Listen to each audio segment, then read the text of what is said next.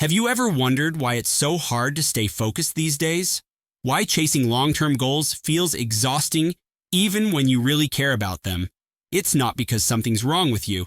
It's because of how the brain's reward system, especially dopamine, is being hijacked by modern life. In today's episode, we're diving deep into what dopamine actually is, how it used to help us survive, and how it's now making things like focus, motivation, and even happiness harder to hold on to. Let's get into it.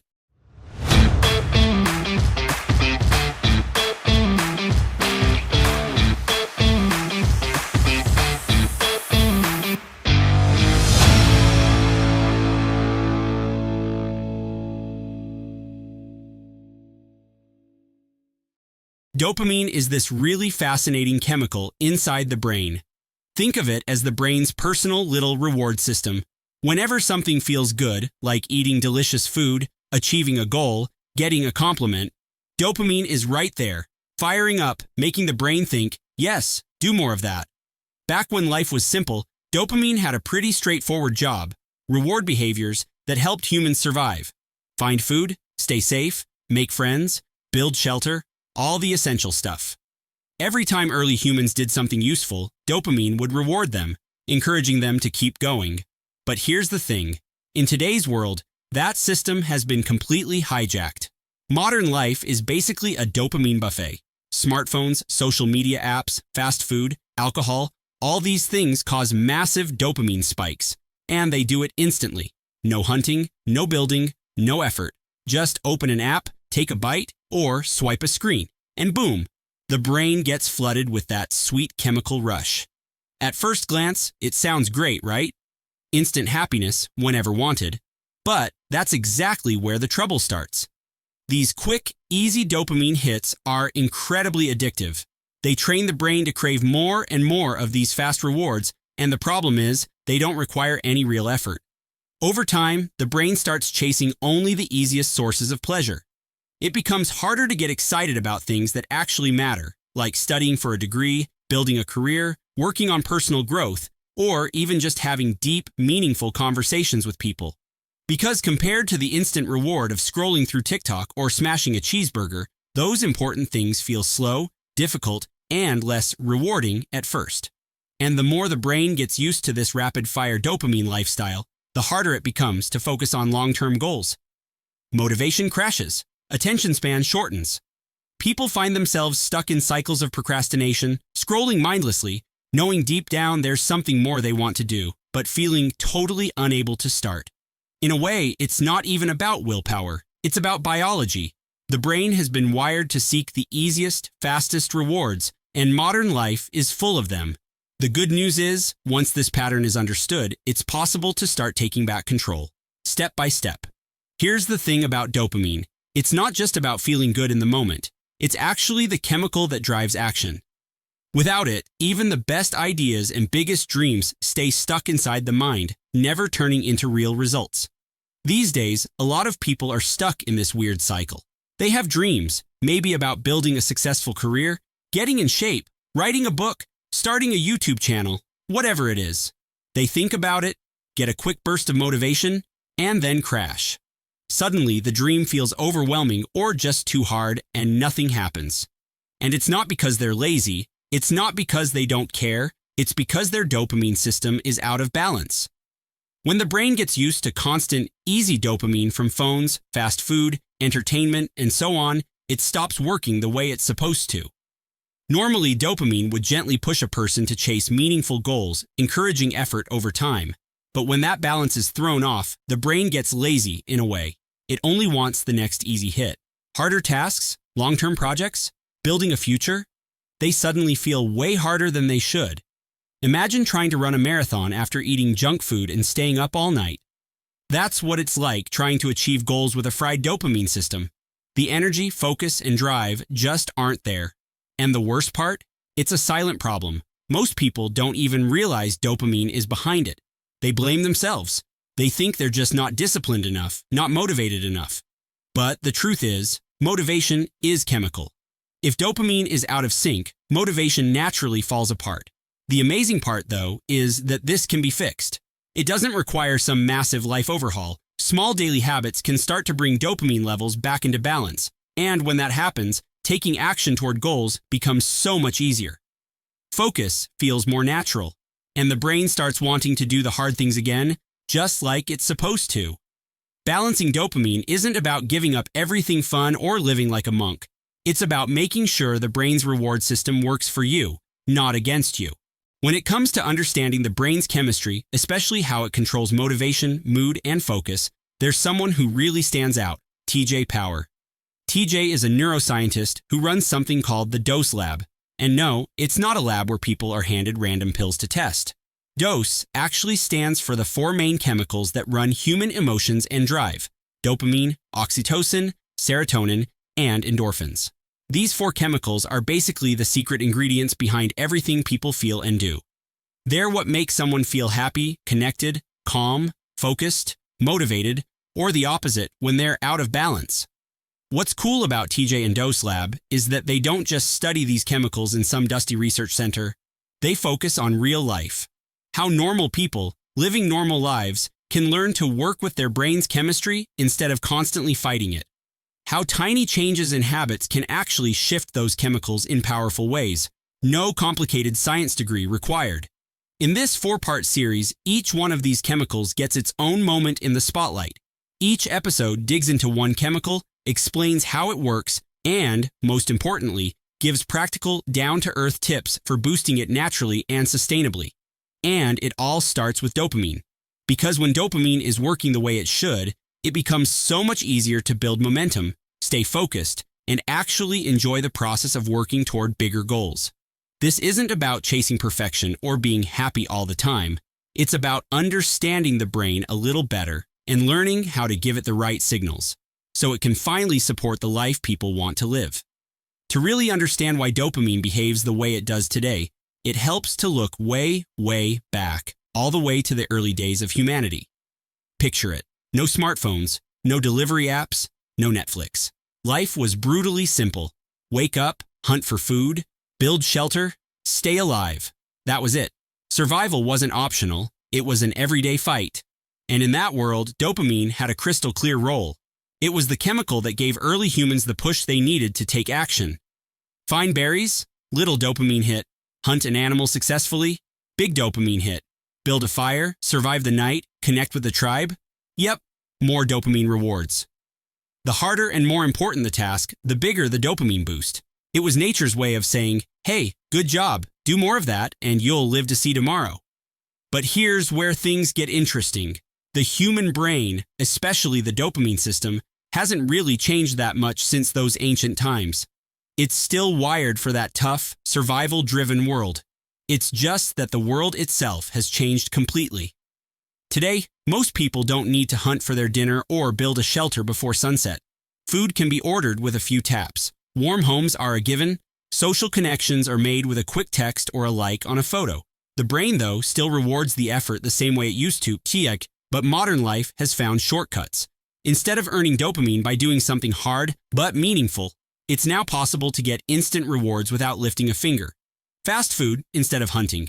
TikTok instead of bonding with a tribe. Netflix marathons instead of building shelter. And that's where the system starts to break down. The brain gets dopamine spikes without real effort.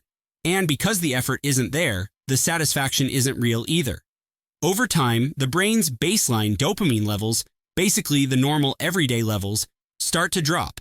And when those levels fall, motivation, focus, and resilience go right down with them. It's not that the brain is broken, it's doing exactly what it was designed to do. It's just stuck using an ancient reward system in a world that's constantly throwing cheap, fast dopamine hits from every direction. Understanding this is huge because once it clicks, it becomes clear. Modern problems need ancient solutions. The brain still thrives on effort, challenge, and real rewards, even if the modern world tries to convince otherwise. Alright, so now that it's clear why dopamine matters so much, it's time to look at how the brain actually makes it. And it's pretty fascinating. The whole process starts with something really basic, an amino acid called tyrosine. Tyrosine comes from food. Things like cheese, chicken, fish, and almonds are packed with it. The body takes tyrosine and, through a series of clever chemical steps, turns it into a substance called L-Dopa. From there, L-dopa gets converted into dopamine. Once dopamine is created, the brain stores it carefully inside these tiny bubbles called vesicles, sitting at the ends of neurons, brain cells. Think of vesicles like little dopamine balloons waiting to be popped when needed. When two neurons need to communicate, like when a person sees something exciting or achieves something challenging, those vesicles release dopamine into a tiny gap between the cells called a synapse. And that's how the signal gets passed along, creating that amazing feeling of reward, focus, or motivation. But here's the really important part most people don't realize. The brain makes more dopamine when a person does hard things. It's not just about sitting around waiting for motivation to appear. The entire dopamine system is action-driven. When someone puts in effort, even small effort like making the bed, going for a walk, or starting a project, the brain responds by manufacturing more dopamine. And not only that, the harder the thing, the bigger the dopamine response. The brain was designed to reward struggle, to say, that was tough, but you did it. Here's your prize. More drive, more energy, more focus for next time. On the flip side, when dopamine is triggered without effort, like endless scrolling, binge-watching, junk food, the system gets confused. There's no work involved, no challenge to overcome, but the brain still gets flooded with dopamine. Over time, this cheap dopamine starts draining the reserves and wrecks the system. It's like burning fuel without ever refilling the tank. That's why earning dopamine through effort is so important. It's the natural way the brain stays motivated, focused, and energized. And it explains a lot about why modern life, with all its instant gratification, leaves so many people feeling drained, distracted, and stuck.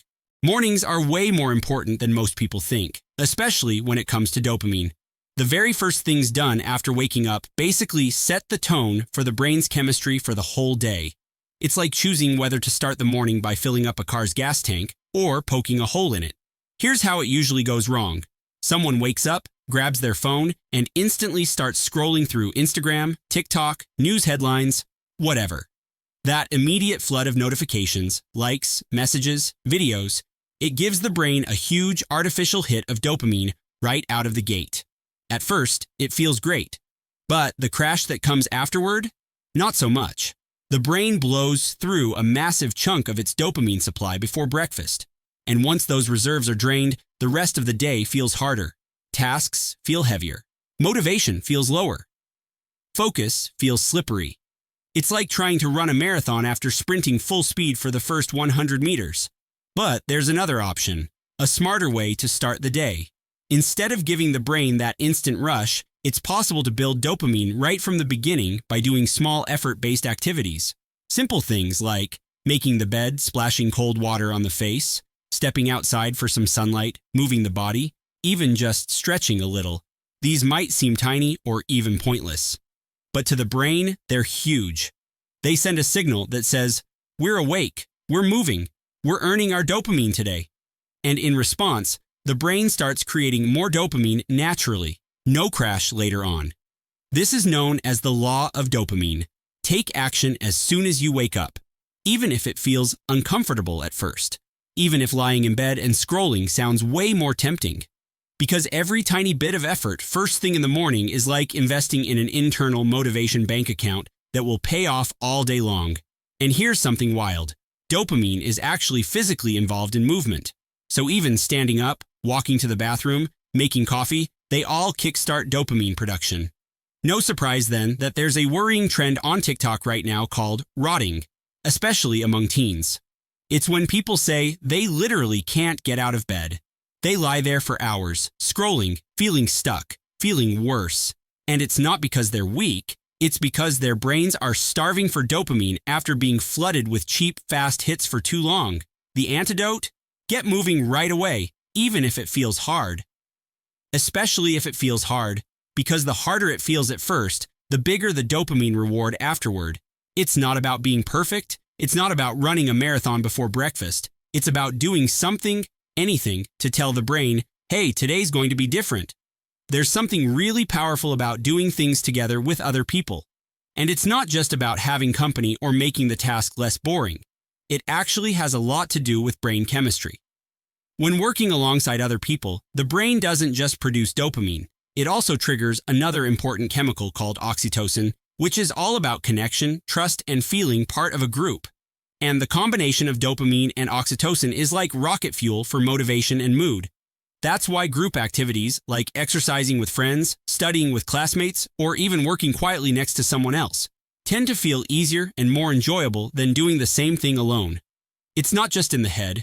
The brain is literally wired to perform better when there's a sense of shared purpose or community. And this is exactly the idea behind things like virtual co-working spaces. There are platforms now where people from all over the world join live online sessions to work side by side, even if it's just through a screen. Everyone's doing their own thing, writing, coding, studying, whatever. But because everyone is focused at the same time, the brain treats it like a group mission. What's interesting is how much of a difference it makes. People who've been stuck procrastinating for months suddenly find themselves ticking things off their to-do list. Projects that felt overwhelming start to move forward again. And often, the only real change is that they're no longer trying to do it completely alone. It's a simple shift, but a powerful one. Because when the brain feels connected, supported, and part of something bigger, it finds it so much easier to get into a state of focus and flow. It's not about relying on other people to push or motivate.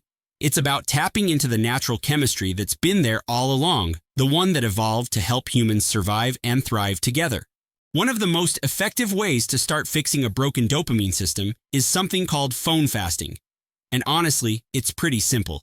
The idea is just to create certain times in the day when the phone is out of reach. No checking, no scrolling, no notifications. Especially right after waking up and right before going to bed. The reason it matters so much is because the brain, the moment it wakes up, is looking for direction. It's scanning for what to focus on, what to prioritize. And if the first thing it sees is a phone screen lighting up with 100 different messages, videos, and emails, it gets overwhelmed instantly. It's like trying to start the day by drinking 5 energy drinks at once. It creates a huge rush, followed by a huge crash. When the first few minutes of the day are spent off the phone, doing simple physical actions instead, brushing teeth, splashing cold water on the face, making the bed, the brain naturally starts generating dopamine in a healthy way. It builds momentum without the chaotic flood of stimulation. One easy trick is to leave the phone charging outside the bedroom overnight. Use a real alarm clock instead. That way, reaching for the phone first thing isn't even an option.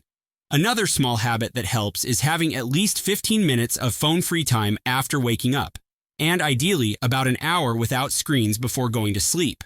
It doesn't have to be perfect every day, but the more often it happens, the bigger the difference in how the brain feels. There are even apps that can help with this. For example, some apps automatically block social media during certain hours. So it's not just about relying on willpower. It's about creating an environment that makes the healthier choice the easier one. What's really interesting is that when boredom kicks in, those few moments when nothing is happening and the hand automatically reaches for the phone, that's actually when the brain starts rebuilding dopamine naturally. Most people never give their brains that chance anymore. They fill every tiny gap of boredom with something: a scroll, a swipe, a video, a song. But if those gaps are left empty once in a while, even for a few minutes, the brain goes into a kind of repair mode. It starts quietly producing dopamine again without needing an outside stimulus. That's why phone fasting, even in small doses, can be such a powerful tool. It gives the brain space to breathe. And little by little, it rebuilds the ability to feel motivated, focused, and alive again. Another really powerful way to rebuild a healthy dopamine system is by finding something called flow. Flow is that feeling when you get completely absorbed in what you're doing. Time seems to disappear, you're focused, energized, almost enjoying the challenge without even realizing how hard you're working. It's that sweet spot between too easy and too difficult. If something's too easy, the brain gets bored quickly. If something's too hard, it creates anxiety and frustration. But when the difficulty of a task matches skills just right, the brain clicks into flow. And when that happens, something amazing goes on behind the scenes. The dopamine system lights up. Scientists have studied people's brains during flow states, and they found that the reward and motivation centers are highly active. The brain is basically saying, yes, stay here, keep going, you're doing great. Flow is common in athletes, artists, musicians, scientists, people doing things that demand a high level of focus and skill. But flow isn't just for elite performers. It can happen in everyday activities too, like cooking, cleaning, studying, or even organizing a messy drawer. The important thing is creating the right conditions. Usually, it takes about 15 minutes of focused effort before the brain enters a flow state. And that first 15 minutes are often the hardest. It's when motivation feels low, distractions are loud, and the mind tries to find any excuse to stop. But if that resistance is pushed through, just for those first few minutes, things start to shift. Focus deepens. Effort feels lighter. Time moves faster. It's exactly like when cleaning a messy room. At first, it's annoying just looking at the mess, but 10 or 15 minutes in, momentum kicks in. Suddenly, it's not so bad, maybe even satisfying. And the more often the brain experiences flow, the easier it becomes to get there again next time.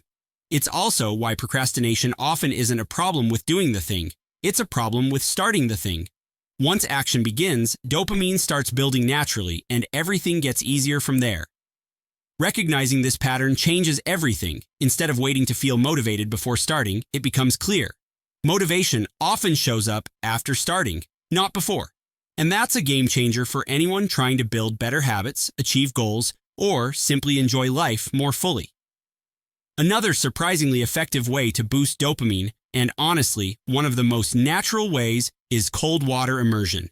It sounds extreme at first. Getting into cold water, taking cold showers, doing ice baths, none of it sounds particularly inviting. But what's happening inside the brain during cold exposure is incredible. Back in 1998, a psychologist named Sramek discovered that cold water immersion could raise dopamine levels by about 2.5 times. That's a 250% increase.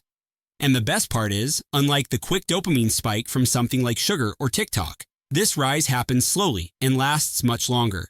When stepping into cold water, the body immediately registers it as a kind of stress. It's uncomfortable. It's a shock. But the brain responds by activating reward pathways to balance out that pain. In simple terms, endure a little short-term discomfort, and the body rewards it with a long-lasting boost of good feelings and motivation afterward. This ties into a concept called the pain-pleasure balance. Every time something pleasurable happens, like eating a favorite food, the brain's pleasure system tips to one side. But to keep things balanced, it quickly adjusts back. Sometimes this is why, after indulging in something too much, there's a feeling of guilt, tiredness, or regret. Over time, if the brain keeps chasing quick pleasures, it needs bigger and bigger hits to feel the same reward. That's why things like scrolling or junk food lose their magic over time.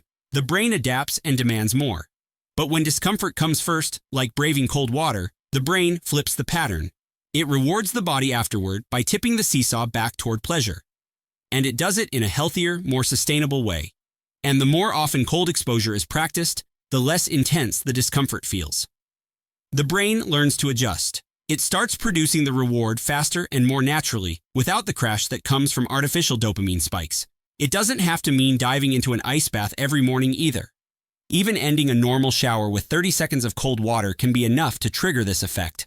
It's uncomfortable at first, no question, but pushing through even a little bit of that discomfort trains the brain to produce its own motivation, its own energy, instead of always chasing it from outside sources. And over time, that small habit can create huge changes in focus, resilience, and mood. The final and maybe the most important piece of the puzzle is having something bigger to work toward, something personal, meaningful, and motivating. This idea is sometimes called my pursuit. Humans are built to chase things, not just literally, like chasing food or shelter, but emotionally too. The brain needs a clear mountain to climb, a purpose, a mission, a reason to keep moving forward. Without that sense of pursuit, even small tasks start to feel meaningless. The brain knows when something feels pointless, and when it does, it tends to sabotage motivation without even trying. That's when boredom, procrastination, and self-doubt creep in. But when there's a clear goal, something that actually matters on a deep level, everything changes. Suddenly, even difficult or boring tasks become part of a bigger story. The brain starts to connect the dots, seeing how today's effort leads to tomorrow's reward.